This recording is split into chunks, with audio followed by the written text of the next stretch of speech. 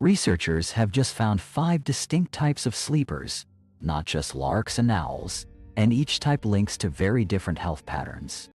Which sleep type you are can predict risks for depression, diabetes, Parkinson's, and more. Timing and rhythm matter.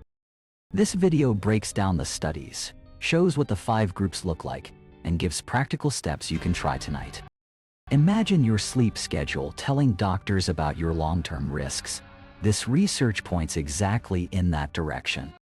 The surprising twist: total hours are less informative than when and how regularly you sleep. We'll unpack big data sets from 27,000 adults to 88,000 wearable users and what those numbers reveal. Stay tuned for a quick quiz so you can spot which subtype you might belong to by the end. If your sleep feels chaotic or you suddenly sleep much more, the next few minutes could change how you respond. Let's dive in, starting with the biology behind chronotypes and why timing matters as much as time. Chronotypes describe when during the day a person tends to be most alert, commonly summarized as morning larks and night owls. But our internal 24-hour clock affects more than sleep. It shapes hormone release, metabolism, and cognitive peaks across the day. Sleep supports memory consolidation, emotional regulation, and physical recovery. It's a core pillar of health alongside diet and activity. Public guidance often stresses total hours, like the 7-9-hour target, but timing and consistency are separate, actionable dimensions. Timing means when you go to bed and wake. Regularity means how stable those times are day to day. Both shape your sleep rhythm. Children, teens, and adults have different typical patterns. Teenagers naturally tend to go to bed later and need slightly more sleep. Modern life, screens, shift work, and post-pandemic schedules has expanded sleep variability across populations. Importantly, timing and rhythm can be measured objectively with wearables, not just by asking people how long they slept. Why were timing and consistency overlooked? Many studies relied on self-reports and focused on duration because it's easier to ask. But self-reports can misclassify actual sleep. Time in bed isn't the same as time asleep, especially when sleep is fragmented. That opens the door to new research using large, objective data sets to explore timing, regularity, and multiple sleep traits together. The dominant view simplified people into 2 chronotypes, early and late, and assumed more sleep was almost always better. Public messaging pushed, get more sleep as a universal fix, often ignoring timing, quality, and consistency. Some studies linked short or long sleep with poor outcomes, but they couldn't be sure whether sleep caused problems or reflected underlying illness. Survey-based studies dominated the field, letting measurement error blur the true relationships between sleep traits and disease. Work and school schedules assumed uniform timing, creating pressure for many people to conform to clocks that don't match biology. Headlines often simplified findings into sleep more to live longer or sleeping too long kills, missing nuance about underlying causes. Researchers suspected more complexity, multiple chronotypes and behavior patterns, but lacked the large objective data sets to confirm it. That limited how personalized clinical advice could be. Doctors mainly focused on duration and symptoms, not sleep timing subtypes. So the field needed better tools and larger samples to reveal hidden subgroups and how timing maps to health outcomes. The core insight: there are 5 sleeper subtypes, 2 within early risers and 3 among night owls, each with distinct behavioral and health profiles. Subtypes reproduce across populations. Models trained on 27,000 UK adults also matched patterns found in over 10,000 US teenagers. Subtype 1, a night owl group, linked to risky lifestyle choices and emotional regulation difficulties, but with surprisingly faster reaction times and solid cognition. Subtype 2, another night owl pattern strongly tied to depression, smoking, low activity, and higher cardiovascular risk. Subtype 3, a morning-leaning group with fewer health issues, low smoking and drinking, fewer risky behaviors, but somewhat higher anxiety. Subtype 4, An early riser group, more common in females and linked to depressive symptoms and antidepressant prescriptions. Subtype 5. A Malay-dominated night owl group with higher alcohol, cigarette, and cannabis use, plus increased cardiovascular and prostate risks. The punchline: morningness and eveningness are not uniform. Subtypes show that timing interacts with behavior and biology in complex ways. Critically, the studies found rhythm, how regular sleep cycles are, emerged as a major predictor of disease risk across subtypes. That suggests personalized timing-based approaches could outperform one-size-fits-all advice about just sleeping more.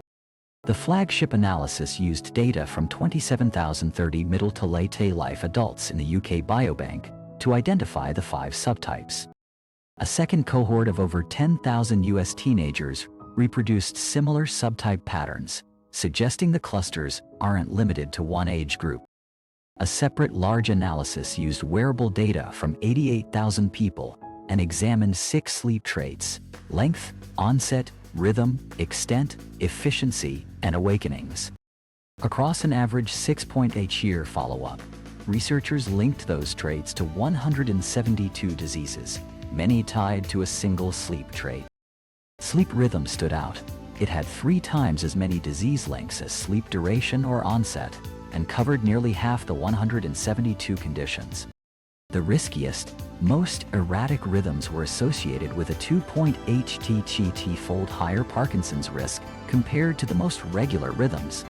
Those with irregular rhythms had about 1.6 higher risk of developing type 2 diabetes during follow-up. Going to bed after 12:30 a.m. was linked to a 2.6-fold increase in liver cirrhosis risk versus bedtimes before 11:30 p.m. Least efficient sleepers showed nearly a 1.8-fold increase in respiratory failure compared to the most efficient sleepers. Erratic rhythms were also tied to hypertension, QPD, acute kidney failure, and depression, showing a wide multi-system footprint. The teams replicated many associations in Haynes and used both wearables and survey data to strengthen findings. Crucially, nearly 25% of self-reported long sleepers actually logged under 6 hours on wearables, showing major misclassification in surveys. That misclassification can bias estimates. Time in bed can inflate perceived duration while true sleep time remains short and fragmented. All studies are correlational. Strong associations exist, but causality needs randomized trials and interventions to test if changing rhythm reduces risk. Still, the consistency across datasets and the magnitude of some associations make rhythm a promising marker for future clinical work. The follow-up period averaged 6.8 years, giving time for midterm disease associations to emerge in these large cohorts. Workplaces and schools could rethink start times and shift schedules to better match biological diversity across employees and students. Clinicians might screen for rhythm irregularities and chronotype subtype to personalize mental health and cardiovascular prevention strategies. Epidemiologists should interpret links between long sleep and mortality cautiously. Long sleep often signals underlying illness or poor sleep quality. Practical actions you can take tonight: stabilize your wake time, get daytime sunlight, move during the day, and build a calm pre-bed routine. Improving sleep efficiency, less time tossing in bed, helps too. Minimize late alcohol, manage pain, and address sleep fragmentation with a clinician if needed. Employers could use anonymized wearable data to design healthier shift rotations while preserving privacy and choice. Importantly, small consistent changes, better rhythm and quality, are more feasible and likely safer than trying to dramatically change total sleep time overnight. And if your sleep pattern changes suddenly or you're sleeping much more than usual, that could be a symptom. Talk to your GPT. Avoid overinterpreting single metrics. Combine duration, onset, rhythm, efficiency, and awakenings to get the full sleep picture.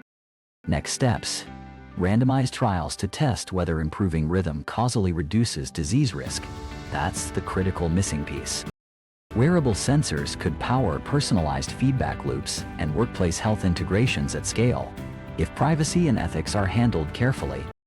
Open research questions include biological mechanisms, why rhythm affects white matter, or why some night owls retain better cognition despite risky behaviors. Sex-specific findings like the prostate disease link in one subtype need deeper study to confirm and understand mechanisms.